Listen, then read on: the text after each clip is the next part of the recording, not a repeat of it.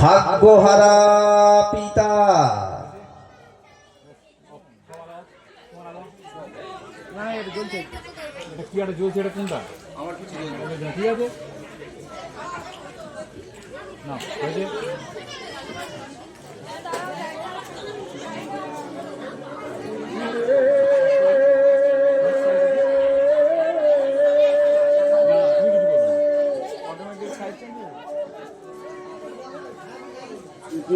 আমার চোখের জল আমি যে মুখে নেব, গাইব না আর কারো সমবেদনা।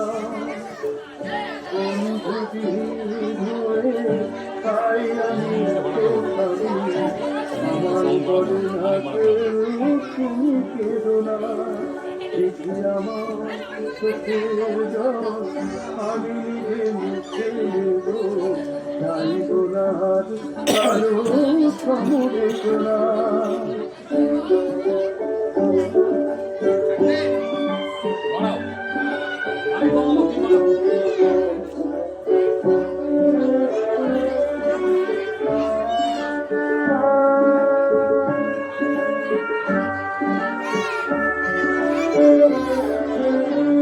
মমতার ঘর ছেড়ে পথেতে খুঁজি আমি পথের দিশা।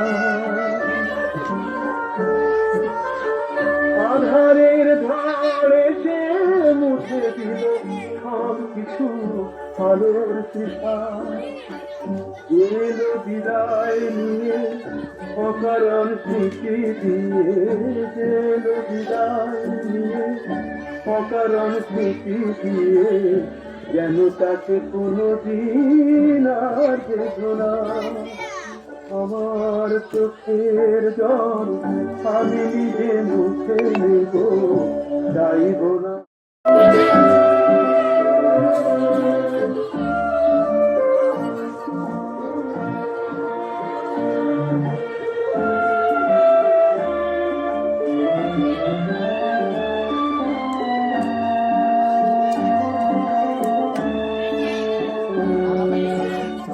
আমার প্রসাদ ছিল, সুখ ছিল, আশা ছিল অন্ধপনে।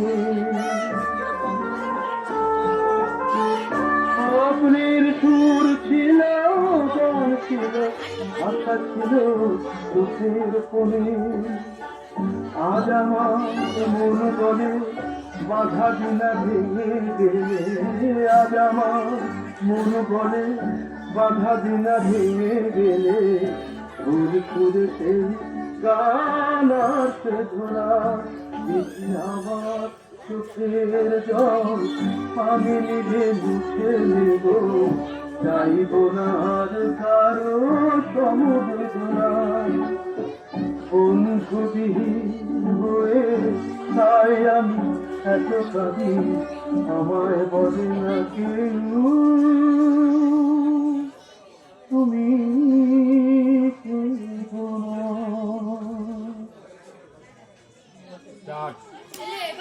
এই ধ্রুবেশ চলে এসো, এই ধ্রুবেশ তুমি চলে এসো, তুই চলে এসো।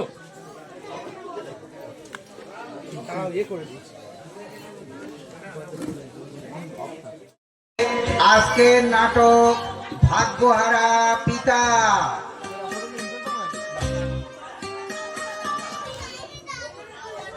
নাও শুরু তো বাবা, শুরু তো নাও দিল।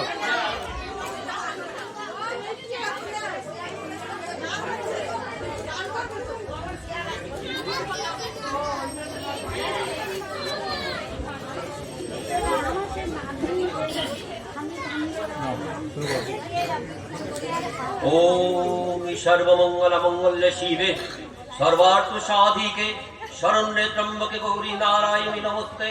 सृष्टि स्थिति विनाशानं शक्ति भूते सनातनी गुणाश्रये गुणमयी नारायणी नमोस्तुते। ओम जयंती मंगल काली भद्र काली कपालिनी दुर्गा शिवा शवधात्री सहा सुधा नमोस्तुते।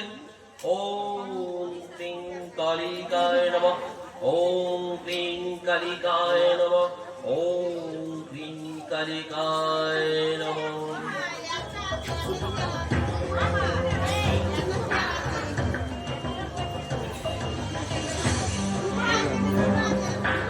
যে শয়তান আমার বাবাকে অপমান করেছে তার সোনার সংসার আমি মরুভূমিতে পরিণত করে দেব। তবেই আমার নাম বিভাস রায় চৌধুরী। ভেঙে দেব, মেরুদণ্ড ভেঙে দেব, কোনোদিন আর সোজা হয়ে দাঁড়াতে হবে না। কে সেই শয়তান? আর এত সাহস? আপনাকে যে ক্ষতি করেছে সে তো বহাল তবে তো ঘুরে বেড়াচ্ছে, অথচ আপনি নীরবে চুপচাপ বাড়ির দাওয়ায় বসে আছেন। সুযোগের অপেক্ষায় এতদিন আমি নীরবে বসেছিলাম, কিন্তু কিন্তু এবার আমি তার চরম প্রতিশোধ নেব। কিভাবে আপনার বাবার মৃত্যু হয়েছিল? আজ থেকে প্রায় 20 বছর আগের কথা।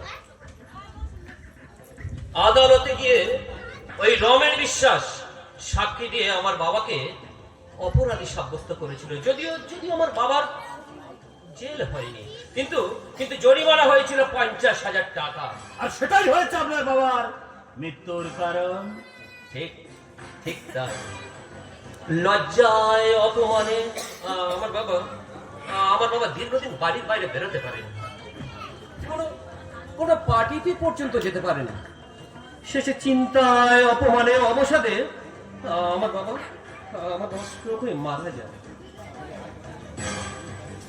কিন্তু কিন্তু আজ যে আপনি প্রতিশোধ নেওয়ার সুযোগ পেয়েছেন, তা কিন্তু আপনি নেবেন কিভাবে? সুযোগ?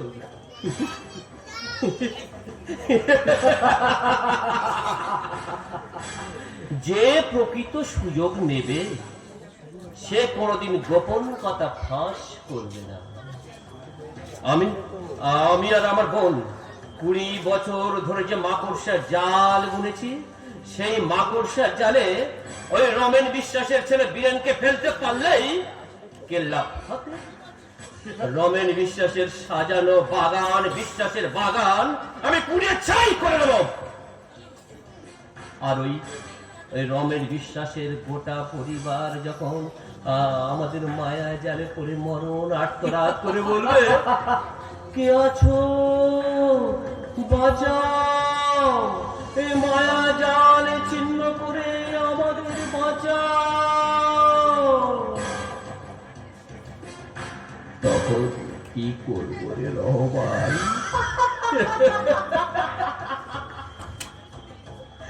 হাত ধরবো, হাত ধরে নিয়ে যাব দূরে, আরো দূরে, ওই অনন্ত নরকে।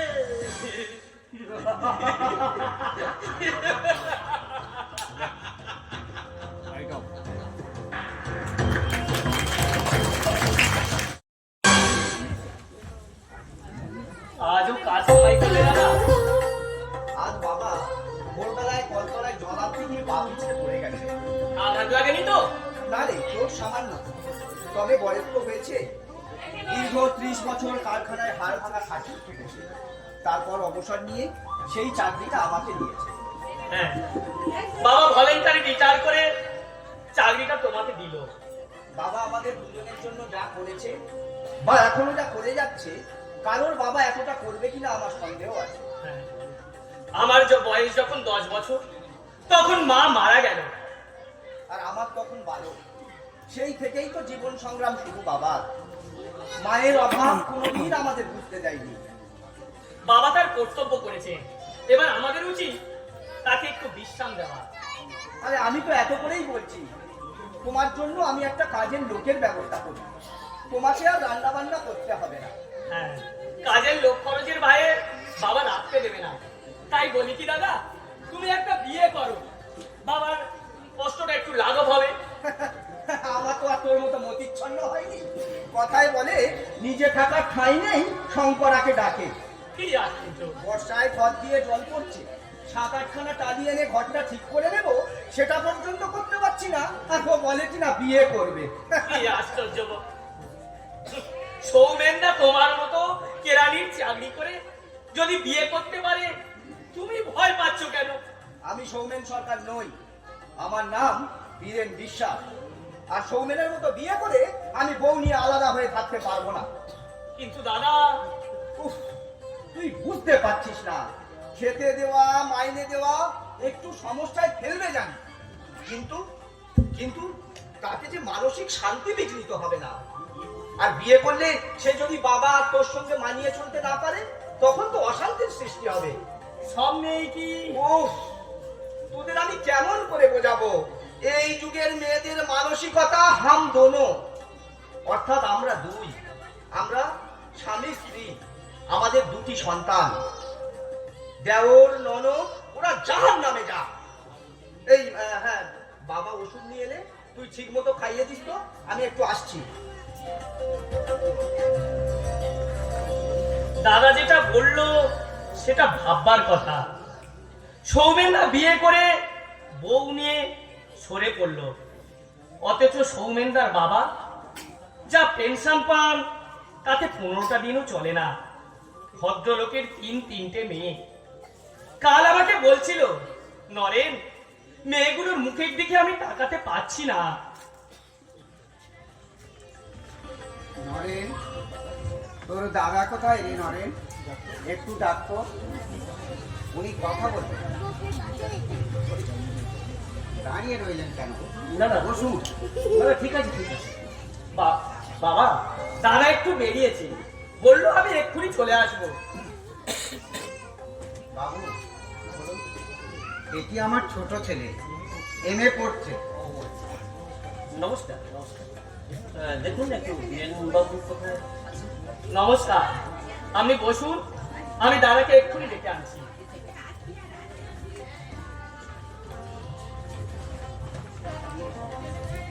বুঝলেন বাবু, হ্যাঁ বলুন। আমার ছেলে খুবই ভালো।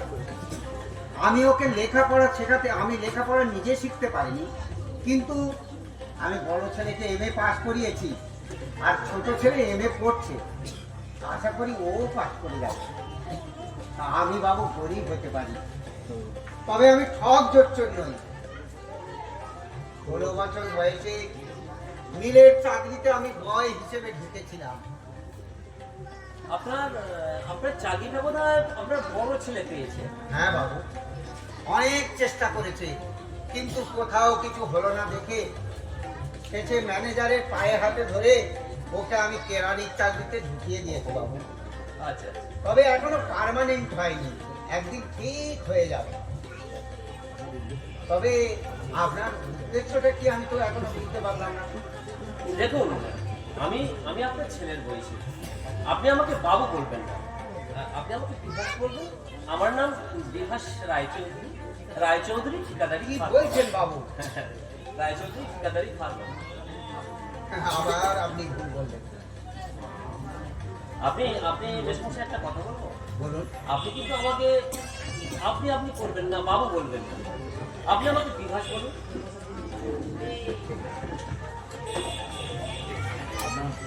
দেখো বাবু, আপনার কোম্পানির নাম আমি শুনেছি, আপনার কোম্পানির নাম তো দেশ জুড়ে। আবার আপনি? তোমার মতো মানুষ আমার বাড়িতে যে পায়ের ধুলো দিয়েছেন, এটা আমি ধন্য বাবু। শুনুন মেশমশাই, আমার একটা অবিবাহিতা বোন আছে, বিয়ে পাশ করেছে, দেখতে আহামরি সুন্দরী নয়, তবে চলনসই, রংটা একটু চাপা, আপনি বলতে পারেন কালো। কিন্তু আমার ছেলে। আপনি যদি আপনার বড় ছেলেকে আমার বোনের সাথে দিয়ে দেন, ওকে আমি চাকরি ছাড়িয়ে আমার ব্যবসার পার্টনার করে নেব, আপনাদের একটা নতুন বাড়ি দেবো। দেখো বাবা, আমার অভাবের সংসার। আমি তো সেই খবর নিয়ে এসেছি সংসার, আপনার মতো নিষ্ঠাবান মানুষ সত্যিই বিরল, আর আপনাদের এই দারিদ্র থাকবে না। আমার একটা মাত্র বোন, আমরা দুই ভাই বোন। মায়ের খুবই ইচ্ছা যে মেয়ে একটু কাছাকাছি থাকুক, আর বীরেনবাবু চাকরি করে ক টাকা রোজগার করবে। বীরেনবাবু যদি ব্যবসা করেন, আমার তো মনে হয় উনি 2 বছরের মধ্যে দাঁড়িয়ে যাবে। আমাকে ডেকেছো বাবা? হ্যাঁ বীরেন, এই ভদ্রলোক কি বলছে শোন। নমস্কার। আপনাকে তো ঠিক চিনতে পারলাম না। আপনি আমাকে চিনবেন কি করে? আপনি কি আগের কোনদিন আমাকে দেখেছেন? আপনার মিলের ম্যানেজার তপন বাবু আমার ক্লাসমেট ছিল। তাকে আপনি জিজ্ঞেস করবেন যে বিভাস রায়চৌধুরীকে চেনেন। আপনি ওনার বোনের সঙ্গে তোমার বিয়ে দিতে চান? না না বাবা, তা সম্ভব না। এই আমাদের ঘরদরের অবস্থা। আর তাছাড়া টেম্পোরারি চাকরি আমার, যে কোনো দিনই আমাকে ছাঁটাই করে দিতে পারে। না বাবা, এখন আমি বিয়ে করতে পারবো না। দেখুন, অবিবেচকের মতো বিয়ে করে আমি বস্তাতে রাজি নই। তাছাড়া আপনি তো ইচ্ছে করলেই আপনার বোনকে ডাক্তার, ইঞ্জিনিয়ার, যে কোনো ভালো পাত্রের সাথে বিয়ে দিতে পারেন।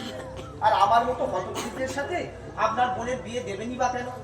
আপনার তো অর্থের কোনো অভাব নেই।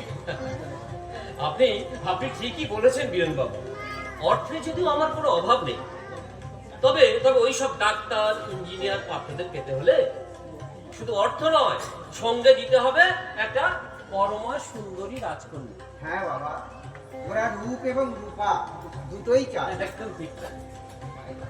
প্রায় দেখবেন আপনারা, প্রায় কাগজে বেরোয় যে সুন্দরী পাত্রী না হলে পত্রালা পুলিশ প্রয়োজন। আর তাছাড়া টাকা দিয়েই বা স্বস্তি কোথায়? এই ক বছর আগে আপনারা নিশ্চয়ই শুনেছেন, এই চৌধুরী বাড়িতে একটা বধূ হত্যার ঘটনা। অন্তঃসত্ত্বা বধূটাকে খুন করে লেপ চাপা দিয়ে খাটের তলায় লুকিয়ে রাখা হয়েছিল। আপনারা নিশ্চয়ই হ্যাঁ, সংবাদপত্রে পড়েছি। হ্যাঁ, সেই জন্য আমার মা চেয়েছে ছেলে গরিব হয় হোক, ছেলে যেন শিক্ষিত, সহজ, ভদ্র হয়। আমি অবশ্য আমার বন্ধু তপনের কাছ থেকে আপনাদের খবরটা পেয়েছি। ওকে আমি বলেই দেখেছিলাম। বাবা, ওনাকে নিয়ে বাড়ির ভিতরে যাও, ব্যবস্থা করে রেখে এসেছি। চলুন বাবু, একটু মিষ্টিমুখ। মেশমশাই বলছিলাম, আস্থা যদি ভগবান সুযোগ দেয় আমি মিষ্টি আপনাকে চেয়ে খেয়ে যাবো। তবে আমার বন্ধু তখন বলছিল বীরেনবাবু ভীষণ পিতৃভক্ত, মানে উনি ওর বাবাকে খুব শ্রদ্ধা ভক্তি করেন। হ্যাঁ বাবা, দুটো ছেলেকে আমি সেভাবেই মানুষ করেছি। দাদার বক্তব্য হচ্ছে, বউ এসে যদি বাবাকে অশ্রদ্ধা করে, সেই অশান্তির ভয়ে দাদা বিয়ে করতে রাজি হচ্ছে না। দেখুন বীরেনবাবু, আমি কিন্তু এ ব্যাপারে আপনাকে গ্যারান্টি দিচ্ছি, আমার বোন কিন্তু সে প্রকৃতিরই মেয়ে নয়, সে মানসিকতারই মেয়ে নয়। কারণ আমাদেরও তো যৌথ পরিবার। আমার কাকা আছে, কাকা অবশ্য নিঃসন্তান, কিন্তু কাকা আমাদের সংসারে সসম্মানেই বিরাজ করছে। দেখো বিভাস, দেখুন মেসমশাই, ছেলে যদি বাবা মাকে শ্রদ্ধা ভক্তি করে, বউয়ের সাধ্য নেই শ্বশুর শাশুড়িকে অশ্রদ্ধা করবার। হ্যাঁ, আমি মানছি, আর সবাই মানবে যে এই যুগের মেয়েরা চায় একটা ছোট্ট পরিবার, নিউক্লিয়ার পরিবার। তবে আমার বোন শিউলি সে প্রকৃতিরই মেয়ে নয়। আমি চলি বীরেনবাবু, বাবার সঙ্গে আলোচনা করে আপনি আমাকে জানাবেন। দেখুন জুট মিলের কেরানি চাকরি করে দারিদ্র বুঝবে না। হ্যাঁ, সাধারণ মানুষের মতো কে করে বাঁচতে পারবে না। আপনি কিন্তু একজন ইয়ং ম্যান, নিশ্চয়ই আপনার একটা উচ্চাশা আছে। আমি আপনার বাবার কাছে প্রস্তাব দিয়ে রেখেছি, রায়চৌধুরী ফার্মের পার্টনার করে নেব। ইয়েস অর নো, কাইন্ডলি আমাদের জানাবেন। আমাকে না বলেন, অন্তত তখন কি বললে চলবে। আসছি মেসমশাই, আসছি বীরেনবাবু। এমন সুবর্ণ সুযোগ তুমি হাতছাড়া করো না বীরেন। ভদ্রলোক শুধু ধনী নয়, অত্যন্ত মার্জিত স্বভাবের। আমার বাড়িতে ওনার মতো লোকের যে পায়ের ধুলে পড়েছে, এতে আমি ধন্য বাবা। তুমি আর অমত করো না। তুমি বুঝতে পারছো না বাবা, বড় লোকের মেয়ে। বড় লোক বলে যে অহংকারী হবে, তেমন কোনো কথার মানে নেই দাদা।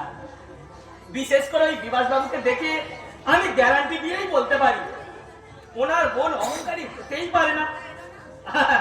আমার মনে হচ্ছে দাদা, ওই ভদ্র মহিলার মুখ নেই শুনে তুমি অবাক করছো। কি আশ্চর্য! কালো জগতের আলো, তারাশঙ্করের কবি বইয়ের সেই বিখ্যাত কবিতাটা শোনোনি দাদা? কালো যদি মন্দ হবে কেস পাগলে কান্দ কেন? জ্ঞান দিস না তো, অসহ্য লাগে। বাইরের রূপটাই আসল নয়, অন্তরের রূপটাই হচ্ছে আসল। জ্ঞান দিস না, অসহ্য লাগছে আমার। আচ্ছা, তুমি এটা ভাবছো না কেন? এই তুমি একটা মাছি মারা কেরানি করি, কোটি কোটি ভদ্রলোক খোঁজ নিয়ে তোমার এই ভাঙা বস্তিতে এসেছে। আমাকে কৃতার্থ করেছে, নিজের গরজেই এসেছে, আমি তো আর ডেকে আনতে যাইনি। এটা তোমার অহংকারের কথা হলো দাদা।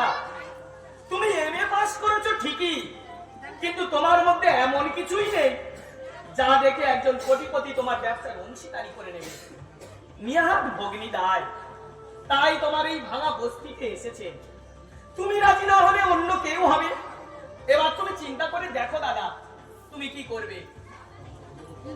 আমার অনুরোধ বাবা, এমন সুযোগ তুমি হাতছাড়া করো না। আমি শুধু দেখে যেতে চাই তোমার বাড়ি হয়েছে, গাড়ি হয়েছে, 10 জন তোমাকে মান্য করছে। এতেই আমার শান্তি, এতেই আমার আনন্দ বাবা। বাবা, শুধু শুধু তুমি শুধু শুধু নয় বাবা, শুধু শুধু নয়। অর্থের না থাকার জন্য যে কি জ্বালা, আমি পদে পদে লাঞ্ছিত অপমানিত হয়েছি। এমনকি তোমার মামারা পর্যন্ত আমাকে অপমান করেছে অর্থের জন্য। সেই থেকে তোমার মা মামার বাড়িতে যাওয়া বন্ধ করে দিয়েছে বাবা। অর্থ না থাকার যে কি জ্বালা বাবা। বিভাসবাবু বোনকে বিয়ে করলে তুমি খুশি হবে তো বাবা? হ্যাঁ বাবা, আমি খুব আনন্দ পাবো। বেশ, আমার আপত্তি নেই। তবে তবে না মানে পরে যেন আমাকে দোষ দিও না বাবা, না বাবা, কারণ বিয়ে শাদী হচ্ছে ভাগ্যের খেলা। বউ এসে যদি তোমাদেরকে অশ্রদ্ধার চোখে দেখে, পরে কিন্তু আমাকে দোষ দিও না বাবা। না বাবা, আমি তোমাকে দোষ দেব না বাবা। তাছাড়া আমি তো জন্ম ভিখারি, ভিখারির আবার মান অপমান কি? আমি সবকিছু ভাগ্য বলে মেনে নেব বাবা। বেশ, খবর দিয়ে দাও ভদ্রলোককে। কিন্তু আমি কাকে দিয়ে খবর দেবো? উনি তো বললেন তপন বাবুর কথা। তপন বাবুর ঠিকানা তো আমি জানি না বাবা। ঠিক আছে, কালই বলে দেবো তপন বাবুকে। তবে আমি কিন্তু আবারও বলছি বাবা, বিয়ে আমি নিজের সুখ শান্তির জন্য করছি না, তোমার শান্তির জন্যই বিয়ে করব। আর যদি দেখি তোমাকে ওরা অবহেলা করছে, সেই বউ নিয়ে আর যেই ঘর করুক, এই বীরেন বিশ্বাস করবে না। ও দয়াময়, হে ঈশ্বর, সত্যিই তুমি দয়াময়। এমন ভাগ্য আমার হবে আমি জীবনেও ভাবিনি। আমি তো জন্ম ভিখারি, আমার বাড়ি হবে পাকা বাড়ি, আমার গাড়ি হবে, আর পায়ের উপর পা তুলে চেয়ারে বসে আমি আমার লোকেদের বলবো, ওরে বড় সাহেবের জন্য ব্রেকফাস্ট নিয়ে আয়, ব্রেকফাস্ট নিয়ে আয়, ব্রেকফাস্ট।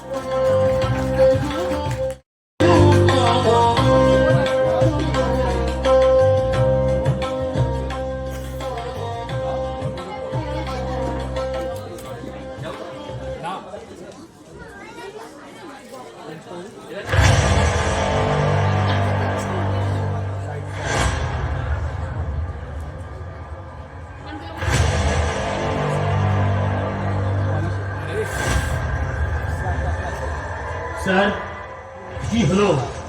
আপনার বাবার মৃত্যুর প্রতিশোধ আর কবে নেবেন? নেব নেব, ঠিক নেব রে বাবা। আরে আপনি তো তাদেরকে নিজের আত্মীয় করে নিয়েছেন, আর নেবেনটা কবে? সবে তো কলির সন্ধে রে বাবা। জবাই করার আগে পাটাটাকে যেমন আদর আপ্যায়ন করতে হয়, আমি ঠিক তাই করছি রে বাবা। করুন করুন। ঠিক সময়ে এদের গায়ে ছড়িয়ে দেবো হিংসার বীজ। আপনার প্ল্যানটা ঠিক আমি বুঝতে পারছি না। ওই রমেন বিশ্বাসের সাজানো বাগানে আমি ঢেলে দেবো হিংসার বিষ, আর সেই বিষে বিষে জ্বলে পুড়ে ছাই হয়ে যাবে ওই রমেন বিশ্বাসের গোটা পরিবার। আর আমি আমি সেই অপেক্ষাতেই থাকবো স্যার। আপনার পাশে সব সময় ছিলাম, আছি, থাকবো।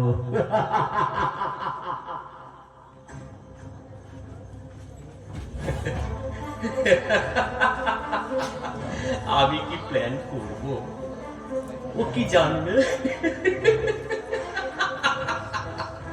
সব কথা সবার কাছে বলতে নেই। দাদা দাদা ব্যবসাটা যেন দিন দিন ক্ষতির দিকে চলে যাচ্ছে। ব্যবসা থাক দিন, ব্যবসা থাক। আগে আগে তুমি নিজের পরিবারটাকে সামলাও তো ভাই।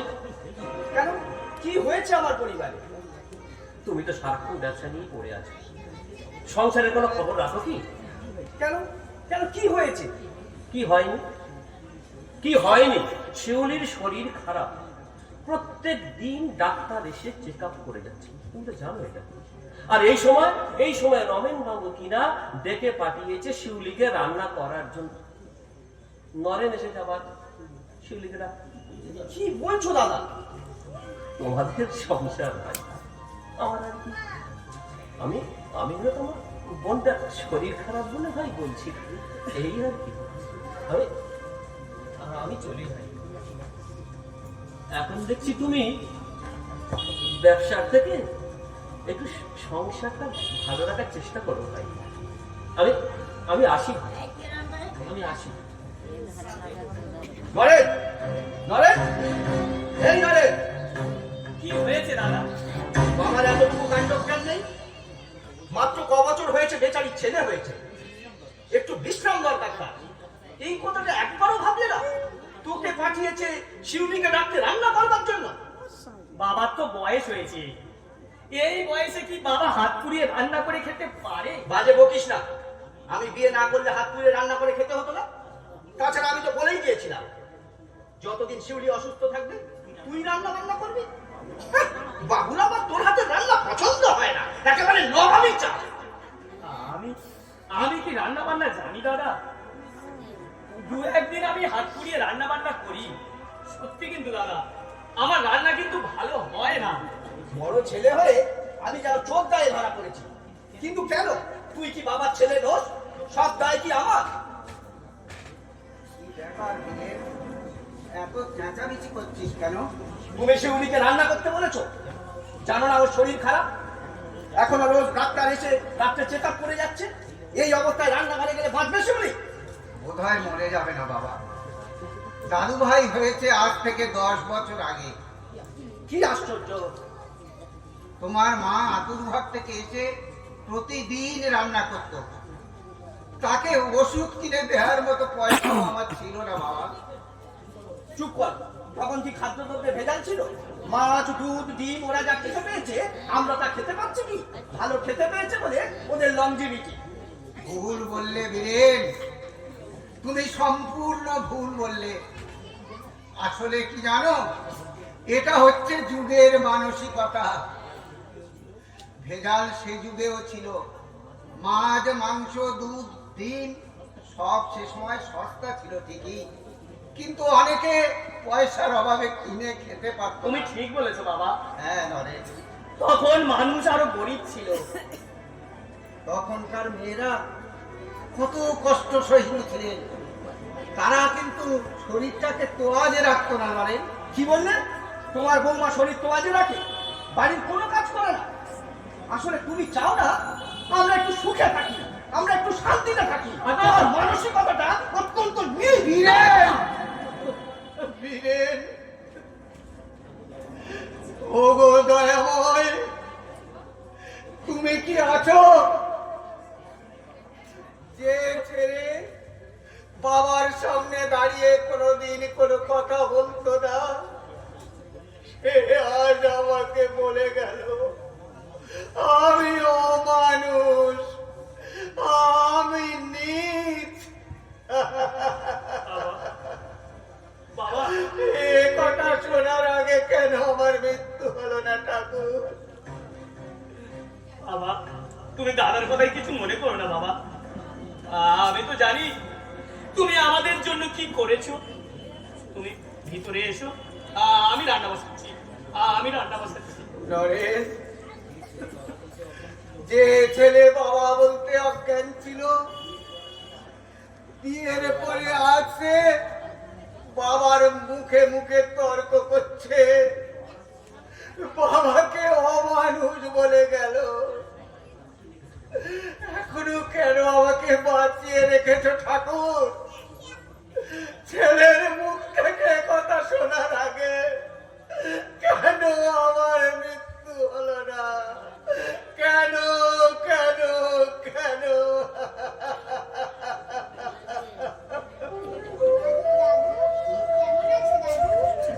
দাদু ভাই, আমি ভালো আছি দাদু ভাই, খুব ভালো আছি। হ্যাঁ দাদু, তুমি আমার কাছে কথা গোপন করছো। তুমি যদি ভালো থাকবে, তোমার চোখে জল কেন? জল?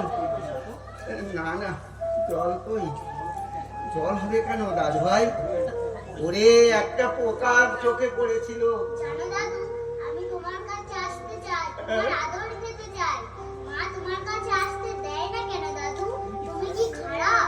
দাদু ভাই, অমন কথা বলতে নেই, তোমার মা কষ্ট পাবে। আমার শরীর খারাপ তো, তাই তুমি যাতে আমাকে বিরক্ত না করো, সেই জন্য তোমার মা আমার কাছে আসতে দেয় না দাদু ভাই। আরে শরীর খারাপ করলে কি আমি কি বিরক্ত করবো? দাদু, কাছে নিয়ে আমাকে একটা চুমা দাও না। চুমা খাবি? আয়, আমার কাছে আয়, খা।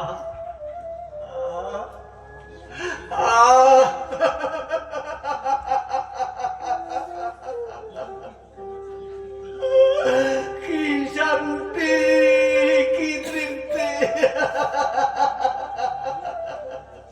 দাদু, ওরা আমায় দিল্লিতে পাঠিয়ে দিচ্ছে দাদু। তুমি ওদের বারণ করো না। আমি তোমাকে ছাড়া, কাকামণিকে ছাড়া থাকতে পারবো না দাদু, থাকতে পারবো না। দাদু ভাই, তুমি বড় হয়েছো, তোমাকে লেখাপড়া করতে হবে। তুমি না করো না দাদু ভাই, তোমার আরো অনেক বড় হতে হবে। চলো, তোমাকে যেতে হবে। বাবা, ওকে আমি দিল্লিতে পাঠিয়ে দিচ্ছি। ওখানে হোস্টেলে থেকে ও পড়াশোনা করবে। চলো রানা। না, আমি যাবো না, কিছুতেই যাবো না। আমি এখানেই পড়াশোনা করবো, দাদুর কাছে থাকবো। দাদুকে কিছুতেই ছাড়বো না। দাদুকে ছেড়ে গেলে আমার দাদু মারা যাবে। দাদু ভাই, দাদু আমার যাবে না? চলো, চলো বলছি। এখানে থাকলে অমানুষ হবে। চলো। হ্যাঁ, বলছি তো, আমি যাবো না। তবে রে বলো, তোকে আজকে শেষ করে দাদু ভাই, ওরে ওরে অভিরে, আমার দাদু ভাইকে ওভাবে মারিস না। আমার দাদু ভাই মারা যাবে। দাদু ভাই, দাদু ভাই।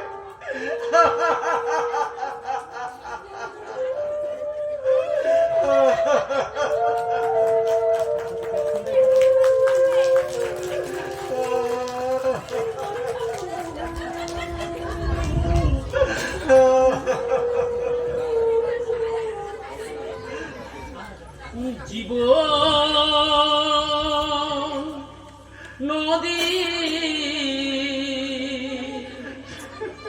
ঘূর্ণি পাখি আর কত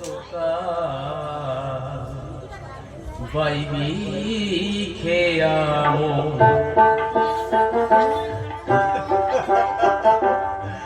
দাদু ভাই,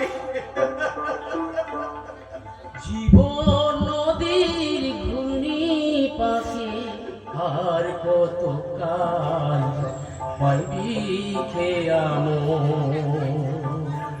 ঈশান কোণে মেঘ জমেছে, ঈশান কোণে মেঘ জমেছে, দেখ না রে তো শিয়ারে সকল।